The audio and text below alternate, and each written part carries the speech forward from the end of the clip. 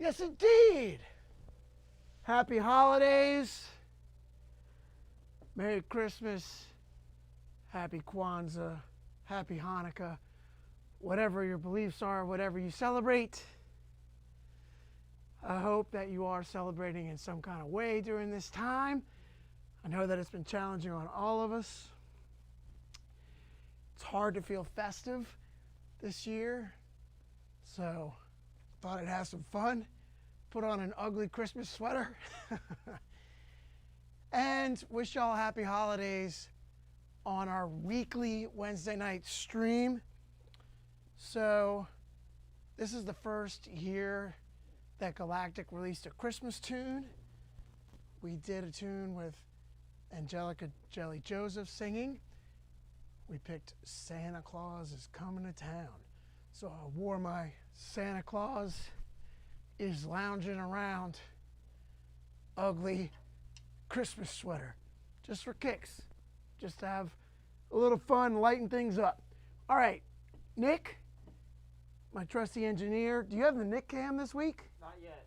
Not yet. He will. I will. Nick will have the Nick cam, and Nick's going to field our questions and keep the dialogue rolling. And Nick is also going to roll this next tune, and I'm going to have fun playing this well-known Christmas tune. There's the Nick cam. Say hi, everybody. Nick, and my mom is watching. So hi, Mom. Hi, everybody. Hey. Yes, indeed. Oh. And happy holidays. And here we go with Ready? this fun Christmas tune. I'm going to have some fun. Check it out.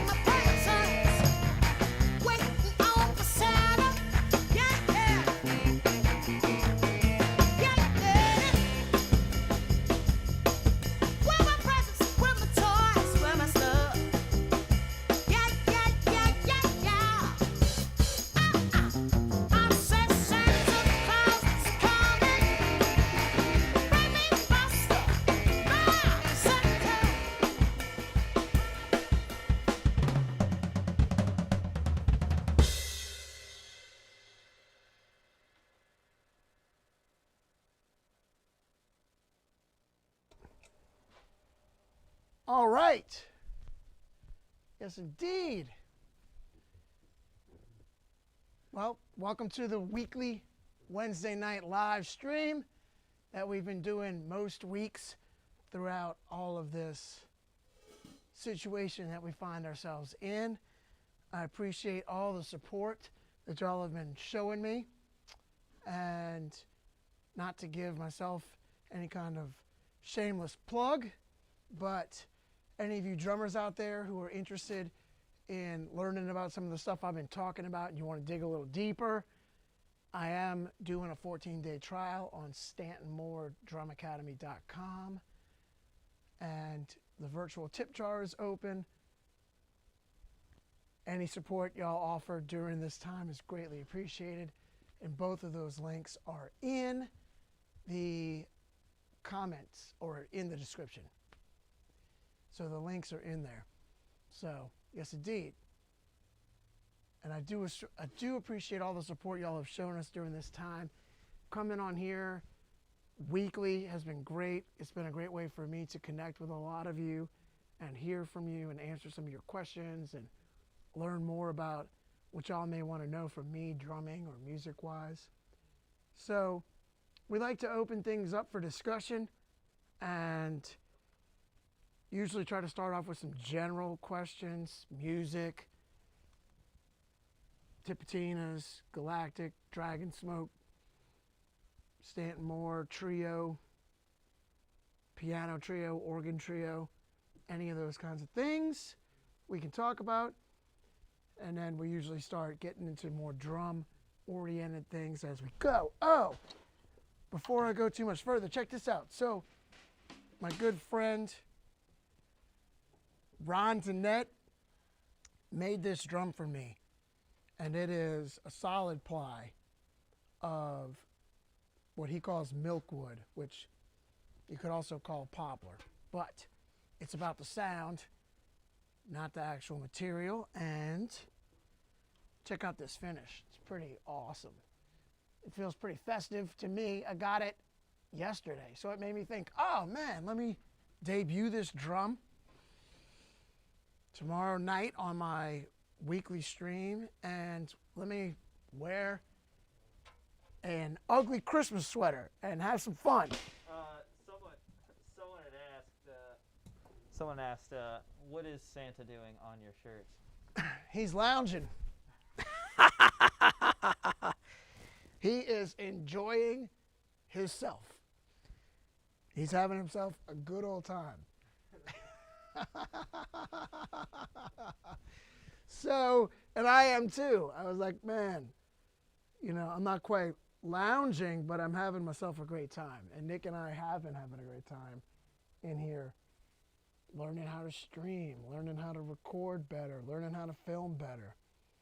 All those things during this time. All y'all Twitch cats know about that. Yes! We got some Twitch people watching. I admittedly am a novice, brand new beginner on Twitch. We got some Twitchers out there. Like it. I love it. Beautiful. Tell your friends. Tell them to come on over. Check us out. Great. Yeah! All right, cool. So do we have any questions, comments? If we don't yet, let them come on in. Yeah, we just got, you know, a couple. Got a couple. They'll keep coming in. They come in. We got, let's see, a holiday-themed question from Mike Hennessy. Hey, Mike Hennessy. Why are I like it when you say their names, too. Okay, yeah. And you can say, like, what platform they're coming from. Yeah, we're on YouTube. Mike Hennessy from YouTube. Okay, great. Is asking a holiday-themed question. Why are so many traditional Christmas carols jazz-influenced or have a swing feel? Well, that's a great question. I think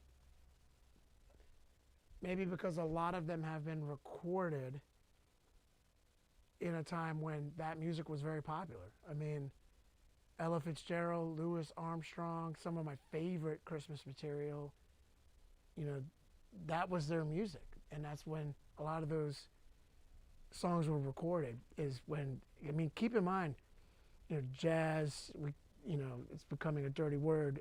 I mean, Black American music, you know, swing was popular music. I mean, that was what people listened to before we started getting into jump, rhythm and blues, and rock and roll. I mean, what we were hearing was all triplet based, swing based. In the 1960s, things started to get into bossa nova and, well, late 1950s. Things started to get into bossa nova and rock and roll, and eighth notes started straightening out. But before that, everything was swung. So, you know, there was a lot of Christmas music that was made back then. Of course, people keep making Christmas records, but the records that we all, well, not all, I mean, that's a generalization, but a lot of the songs that we heard growing up were recorded a while ago, back when swinging out was more popular. I mean, it was popular music. It was what you heard on the radio. Good question, though, Mike Hennessy. Let's see, we got a corrosion of conformity question. Oh, yeah. I saw somebody post that on Instagram. I love that people keep asking about that record. They love that record, man. I mean, it's one of the favorite records that I've made. And Pepper Keen and I have been keeping in contact through all of this. So I saw on Instagram when we announced that we were going live in a little bit, somebody asked about Stonebreaker, wanted me to play Stonebreaker. Is that the same question? No. Sorry, your lab probably just turned up. Got a lot of people asking to turn you up. Turn me up. So I'm turning you up. All right. Can you hear Nick too? Yeah. Sounds like you're a little soft too. Yeah, I'm definitely softer on your end. But yeah. So also check you guys' various platforms. Make sure your volumes are all the way up on those. Oh yeah. Sometimes different platforms, the volume, the gain on the platform, and the volume could come on your up computer or whatever device you're listening on. Yeah, because we're streaming on 3 different platforms. And sometimes it sounds great on one platform, but is a little low on another. Okay, so tell me the question, because when you just say COC, yes. corrosion of conformity, what was the actual question? So this is from Chi Sirius on YouTube. He's asking about, do you have a favorite song from the Arms of God album? And if you do, can you show a little bit of it while we wait for that project you did with Pepper? Yeah, Curb Feeler. I mean, we're getting close. It's getting really close. Curb Feeler is the project that Pepper and I did before we recorded the Corrosion of Conformity record. And we had known each other for many, many years already, but we went in and started just messing around late at night in the Galactic studio and having fun. And we knew that it would be killer if I were to play on the Corrosion of Conformity record. You know, after recording, I mean, knowing each other for so long, and then recording in the studio together, starting to put together that Curb Feeler thing, Pep was like, "Man, I'm gonna get you to record this Corrosion of Conformity record. Gonna flip everybody's lid." And people are still asking us about that record. So one of my favorite tunes, and I got a question to play this tune in particular,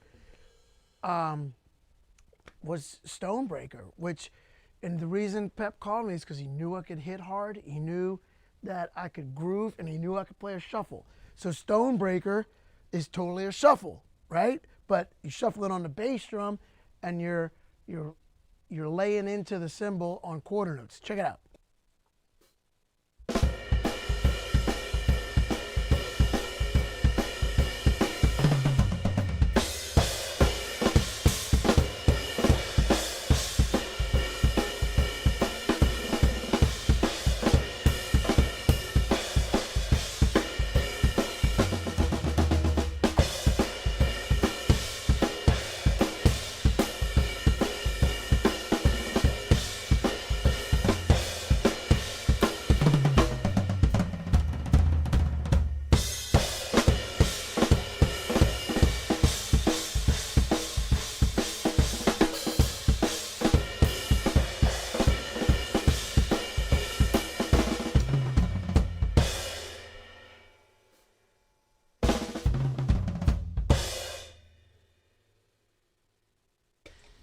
Yeah. So I had Pepper singing in my head just now.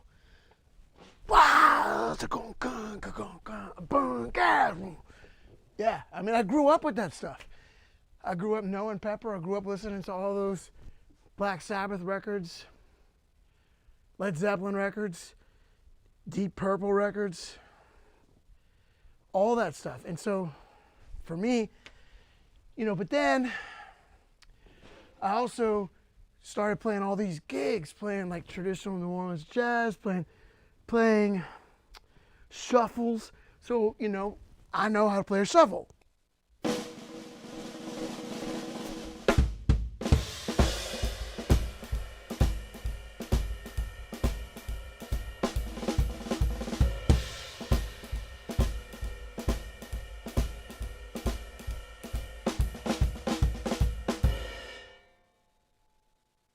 So, Pep knew that. So he knew that I could groove, I could hit hard, I listened to all that stuff growing up, and I played in a band called Oxen Thrust. So he had heard me play heavy before, like when I was younger. And but the main reason that Pep wanted me to do that is because I knew how to play a shuffle, and a lot of other drummers may not be as familiar with that. And so I love shuffles. I love them so much I did a whole 5-lesson course on shuffles, including the heavy shuffle. So Nick and I filmed and finished that all up, and it's got PDFs and everything. And it's all on the Drum Academy. So anybody who's interested in that, you can check out the Drum Academy 14-day trial. Not to give myself another sales pitch, but it's all there. That's why we're doing it. So it's there, and we can come on here now and answer some questions, but a lot of the curriculum and material is on the Drum Academy. Cool. Yeah, you got some got a lot of all-around questions here. I love it. Let's go. Let's go with the all-around questions. Here we go. Where'd it go? So many questions. I just lost it. Oh. It was something along the lines of etouffee gumbo or jambalaya. The answer is both. Put the All three? etouffee on top of the jambalaya. Why not? Oh man, that's what I'm not even gonna say. All right. I mean, and why choose? You got to eat, 2 or 3 meals a day. Let's have jambalaya for lunch and etouffee for dinner, or combine them. And, for the record, while we're talking food, I love putting potato salad in my gumbo. What? I love that. And sometimes, but here's the real hack. Check this out. Shout out to Best Stop in Scott, Louisiana. My wife has been ordering from their boudin, right? And then we get it shipped to the house. So then you take your boudin and then you break it up and put that in the bottom of the bowl, and then put your gumbo on top of that. So no rice.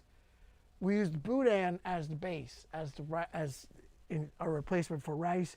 Then we put some gumbo on there, and then I add potato salad. That's why this ugly Christmas sweater may not be so flattering. Because I like to eat, and we've been eating through this time because what else can we do?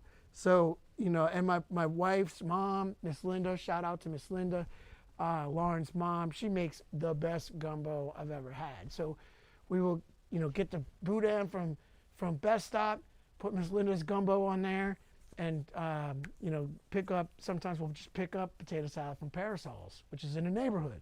So, those are some of my food hacks, if you want to talk about food. And, so.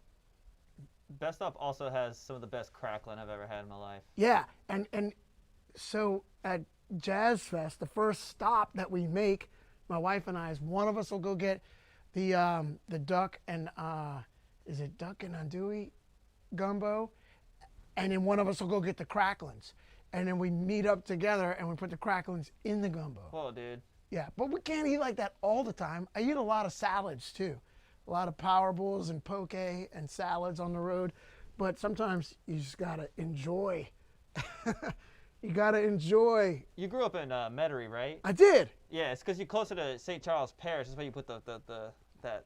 Okay. Yeah, it's, you know, all the people I know from St. Charles Parish, no offense, they always put stuff in their gumbo. Man, just put rice in it. Just, you know. Well, all right. To each their own. To each their own. Are y'all hearing Nick okay? Yeah. All right, good. Can I get the lavs, both the lavs, up a little bit, Nick? Beautiful.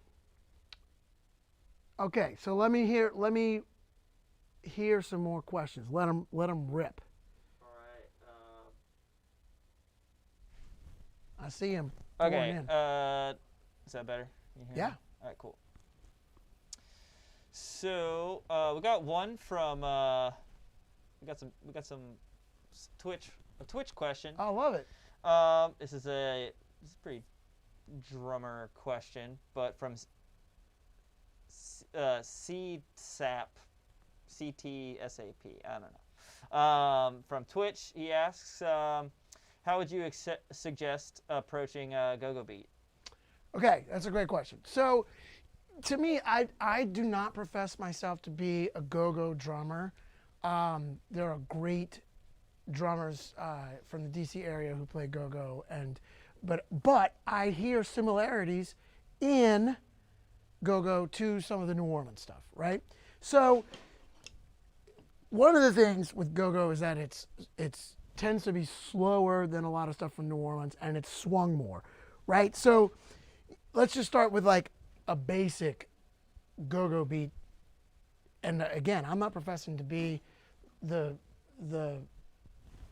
go-to source for go-go, but I hear elements of it that are similar to what I hear and do with New Orleans drumming, and so I draw inspiration from it, right?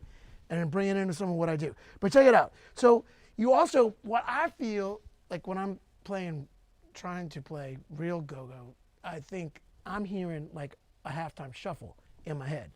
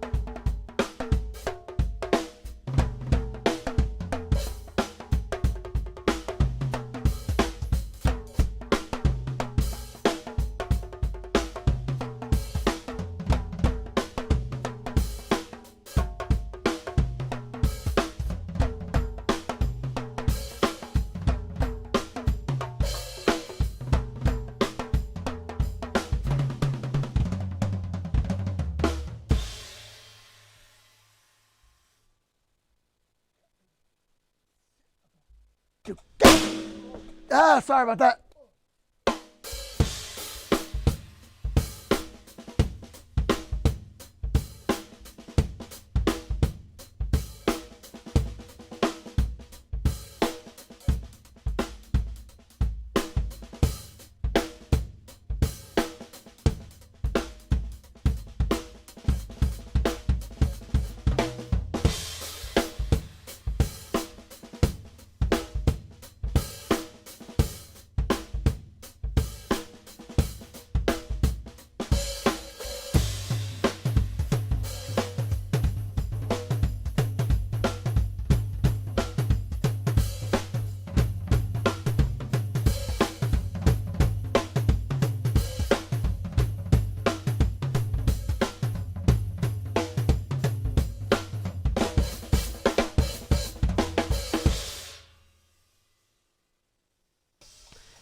So I'm taking elements of that and adding it into what I do, but I do not consider myself a go-go drummer, but I draw influence from it.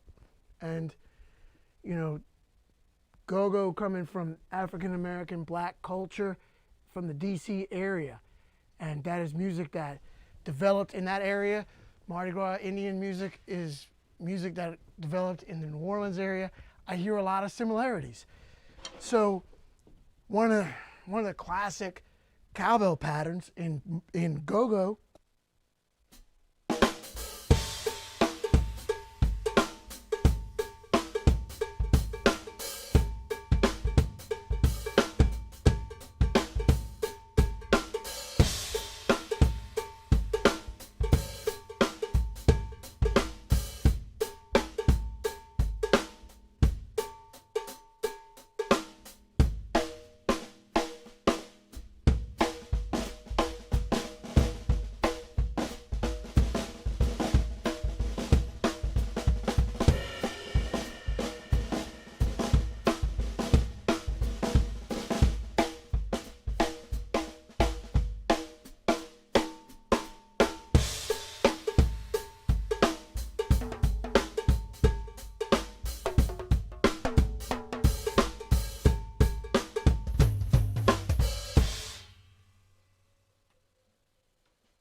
So in my playing, I like to draw influence from here, draw influence from there, and bring things in, and then try to blend things and come out with something that might be unique.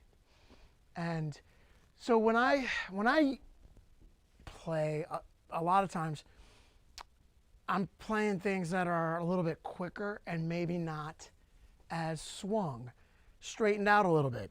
So, especially in the Mardi Gras Indian stuff.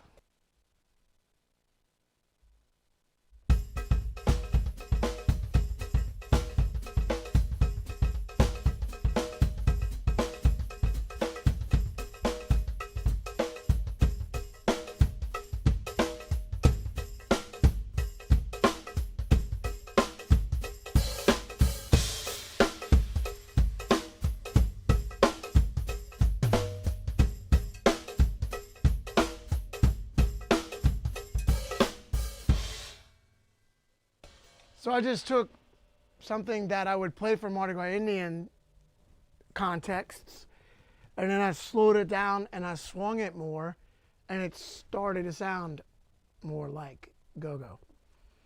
So, not trying to steal or take anything from go-go except for influence and except for inspiration, and bring that into some of what I'm playing. Hey Stan, talk about those cowbells you're playing on. Someone was asking about those cowbells you've been playing on your left side. Yeah, so I don't play a lot of drums because I'm trying to have a big kit or anything, and I don't have a big kit. I think of it as a 4-piece kit: snare, rack, floor, and then it's like, oh, let's add a cowbell. Oh, I came up with some stickings that sound good over here. And then I was like, oh man, it sounds great when I put my right hand on this pandero. Well, then if my right hand's on the pandero, crossing over for a cowbell is silly. So that's why I've added cowbells over here. And then the actual cowbell, this is part of the LP Raw series, and it's actually got jingles in it. So I'm always looking for ways to add jingles into what I'm doing.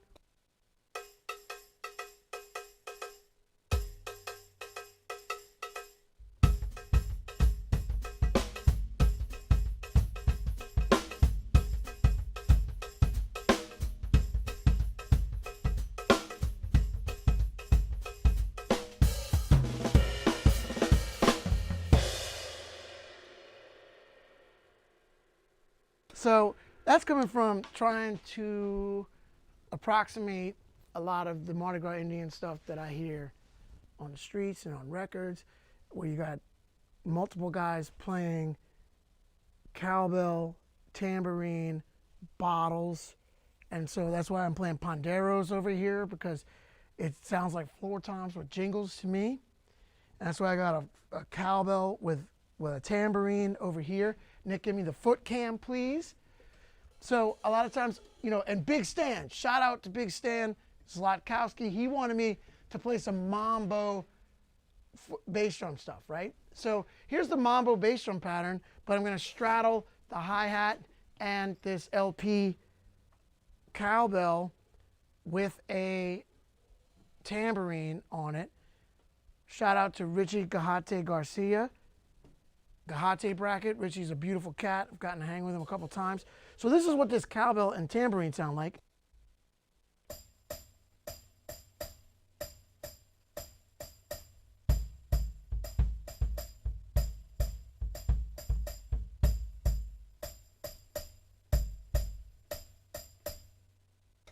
Right? And then for kids, you know, like, I don't know, let me play some Mardi Gras Indian influence stuff over that.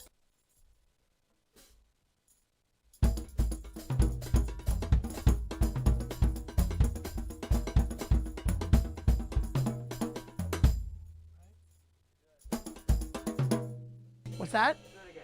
Yeah, let me do it again.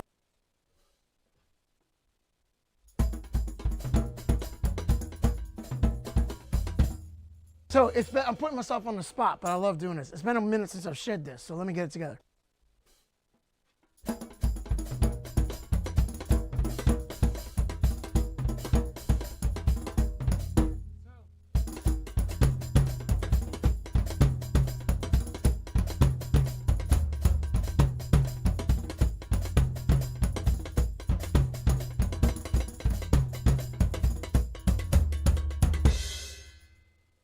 There we go. Started to come together. So yeah, that's what that sounds like. So then I'll play that on upbeats a lot. That's what I wind up playing a lot. It's just upbeats on this with mambo bass drum pattern.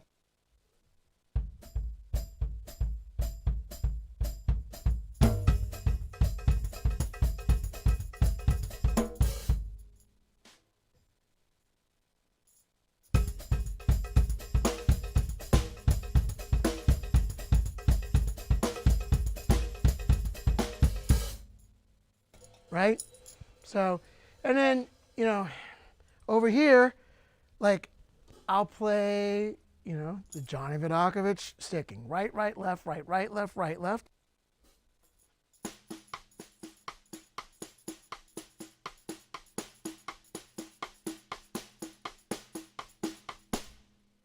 But let's turn off the snares, and then I'm going to play the cowbell at the same time.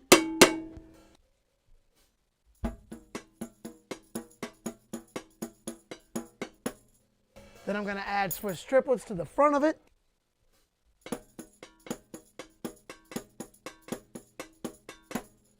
Then I'm going to voice it like a Cuban guaguancó.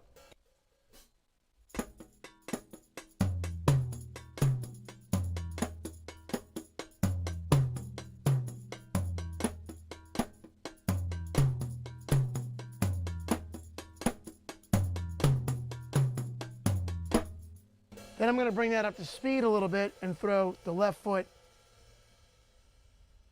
rumba, 3-2 rumba clave under it. Check it out.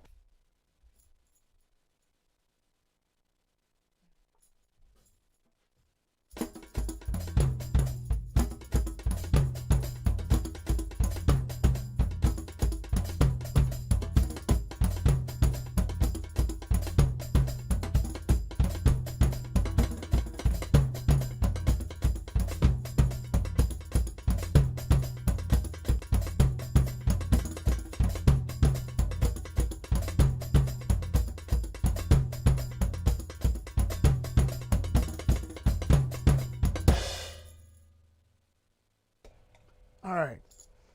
So I'm like practicing live in front of y'all. The more I play it, the more comfortable it feels. So I was playing it for a little bit, trying to get it more comfortable. I haven't played that in a while. So that's why I love doing these things. It's like I get requests. It puts me in the hot seat. And then I try stuff out. Keeps me feeling kind of, you know, like I'm striving for things. I don't mind trying things out live. What's the worst that could happen, right, Nick? Yeah. Right? All right. Any other questions coming in? Yeah. Cool. So somebody was asking, Augusto Bartoloni. Sorry if I messed up your name. He asks, or they ask, so how have the grooves on the drum set changed since, like, say, 1900? Okay, that's a great question. So, to me, I personally hear a lot of similarities between the 5-stroke roll and the backbeat. So, going back to the late 1800s, 1860s with Civil War, where a lot of rope drums were played in the United States. So we were playing things that were similar to European marches. Here's a really simple European march, right? And then this started to morph. So I'm going to start off playing a real simple march based off the 5-stroke roll. Then I'm going to start buzzing it. Then I'm going to start playing it closer to what we have on the drum set. And I'm going to morph it into like some different styles. Check it out.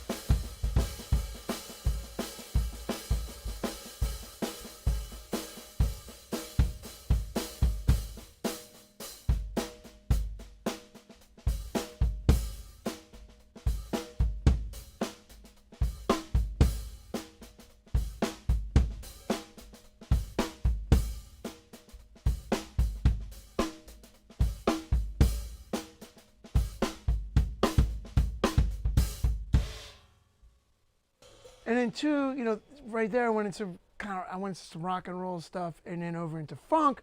But, we could have gone into more of a swing, jazz, which is a 4-letter word, Black American music, swing context over here, right? So coming from the 5-stroke roll, check it out.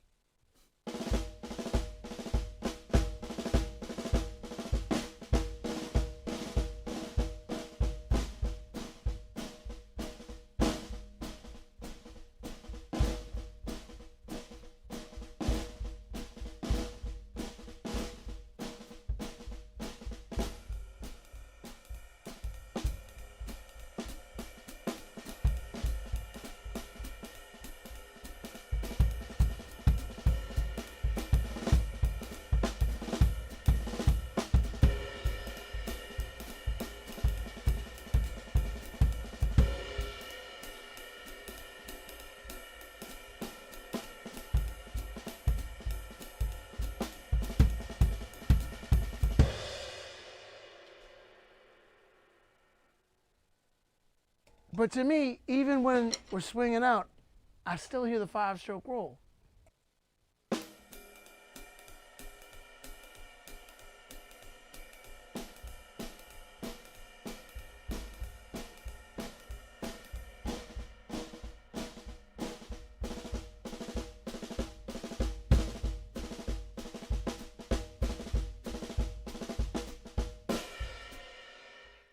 Right? So,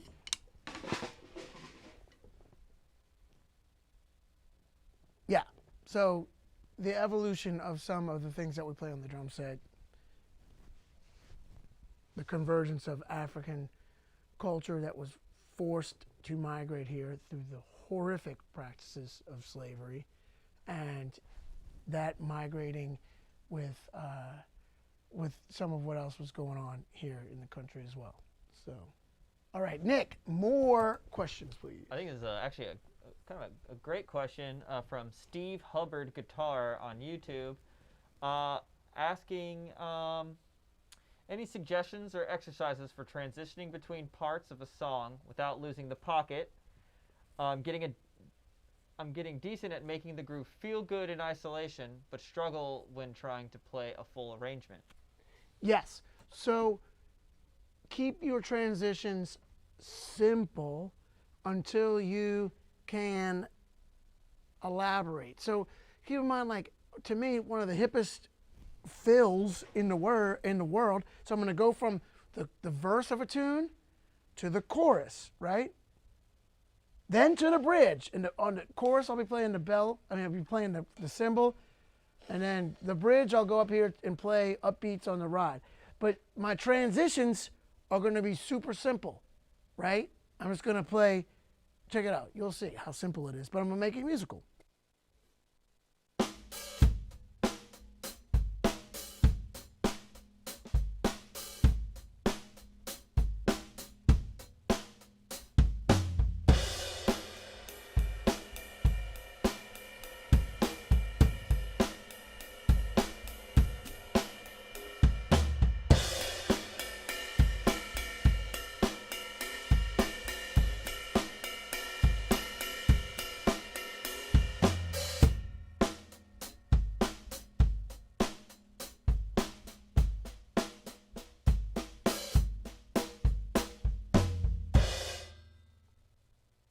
So the fill I played was just floor tom and snare drum.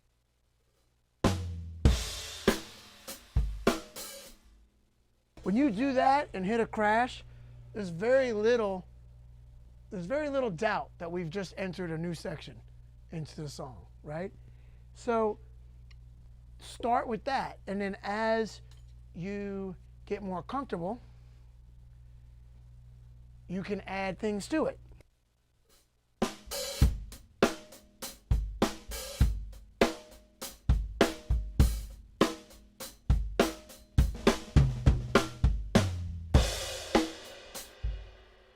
So put a little something in front of that, and then, but I still landed in the same space. Sakun kin sun cat on 4, boom.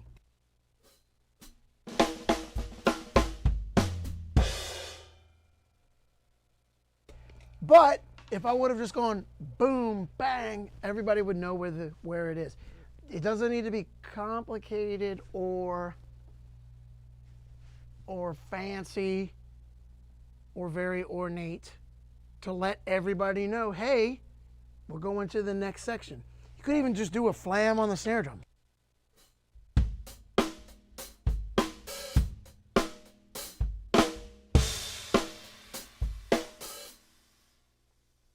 Right? And I like it when musicians are using eye contact and interacting with each other. If the musicians are paying attention and watching, well, they'll see. I mean, I call myself Captain Obvious sometimes because I try to make things obvious for everybody. So my body language is going to let you know that we're making the transition too.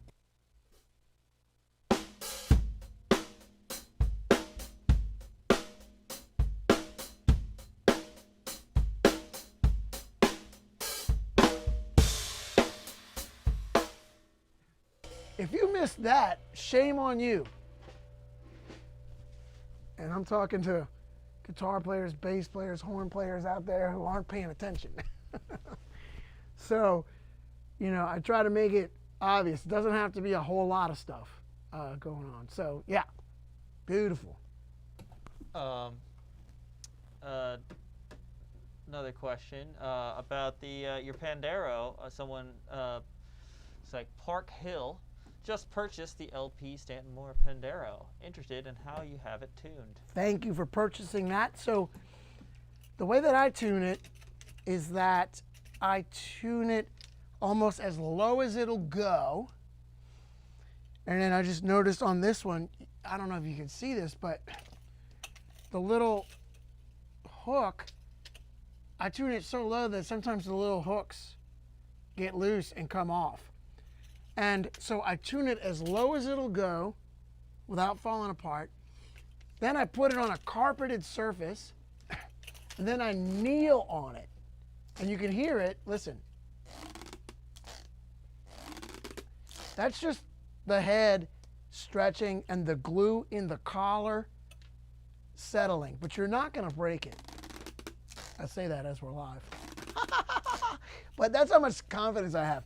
Like, you gotta, I've done this so long, like you put it on a carpeted surface and then you kneel into it, and that's gonna stretch that head and make it so that it's lower. So I'm gonna try something here. I'm gonna play into the overhead, right? It's not gonna sound that great. I mean, it sounds okay. But what I do is I've got an Audix D6 underneath it, and I try to, you know, if you're dealing with a sound man that's not familiar, they'll see jingles and they think high pitch.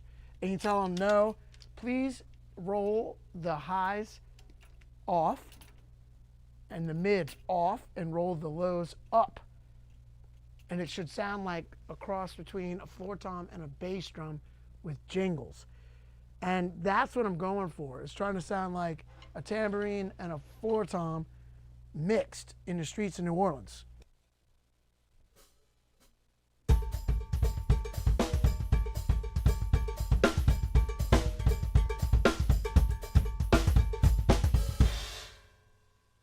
And then I started tuning one up higher so I could get two different pitches, but still have that low thumpy thud, that thump, as Pepper would call it. Give me that thump. And you know, I do that with a 26-inch bass drum, which I have over here to the right when I play with Galactic, but it starts to sound like a whole lot of rumbling going on. And I'm gonna start off by playing a little bit of this and a little bit of this, a little bit of the high pitch one, a little bit of the low pitch, and then getting into it together.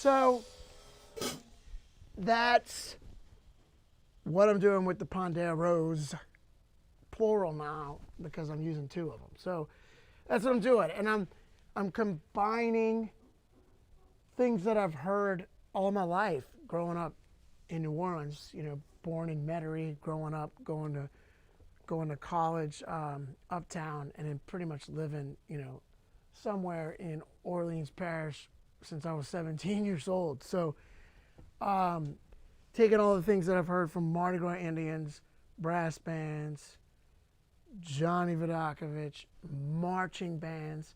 So, you know, shout out to my mom for starting to take me to parades when I was like, I think I was like 8 months old or something. And then shout out to my wife, Lauren, who still loves Mardi Gras. And so I'll be hanging with Lauren and just hearing, oh, these marching bands and brass bands and just all this music. And it still inspires me to this day, you know? I mean, you could hear like, you know, I'll mix some like St. Aug with Mardi Gras Indians and throw in some Johnny Vodakovich snare drum fills, and Herlin Riley too, and Shannon Powell. So the snare drum stuff I'm playing is going to be influenced by Johnny V, Shannon, and Herlin, and then the Pondero and tom-tom stuff is influenced by mixing Mardi Gras Indians with marching bands. Check it out.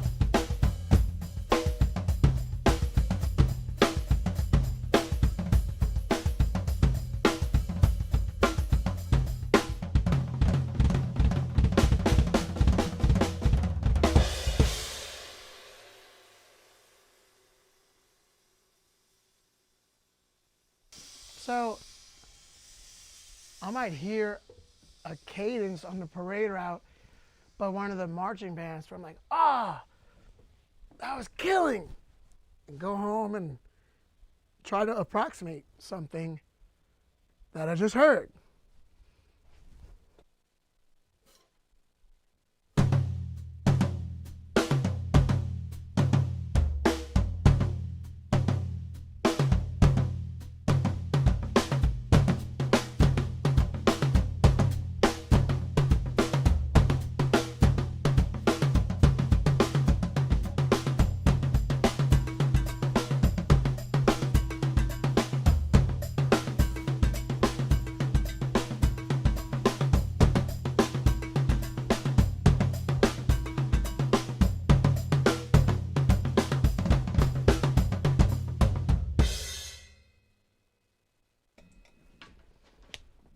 Making stuff up and then recording it, and then it turns into songs, and then there we have it.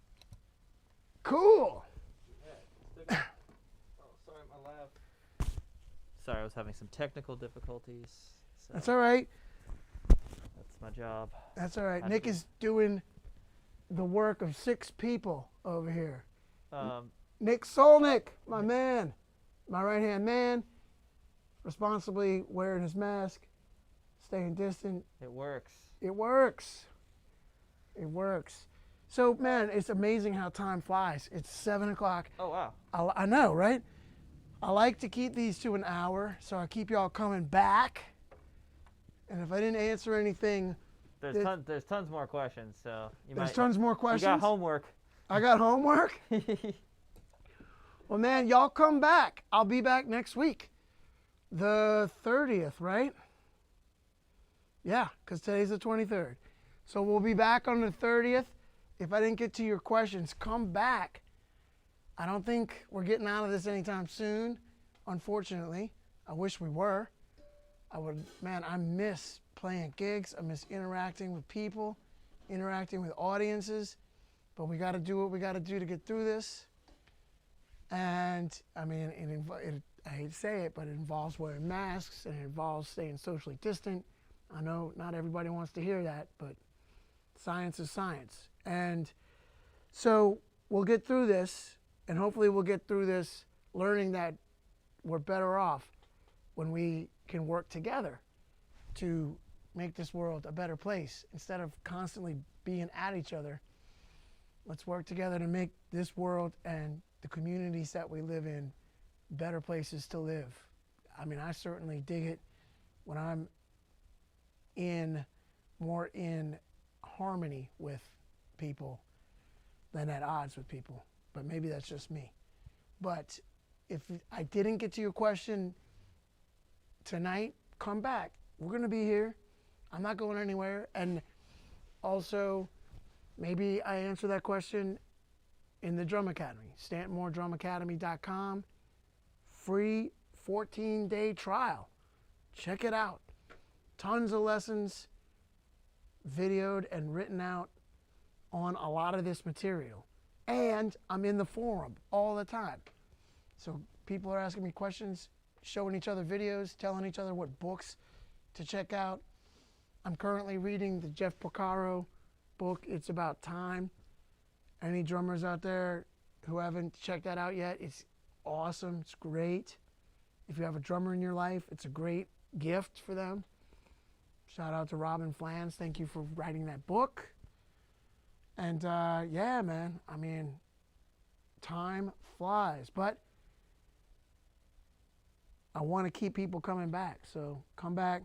If you can, go ahead and any contributions or donations or support you can offer is greatly appreciated. The virtual tip jar is open. It's all right there. And then StantonMooreDrumAcademy.com, 14-day trial. I would love for y'all to check that out, please.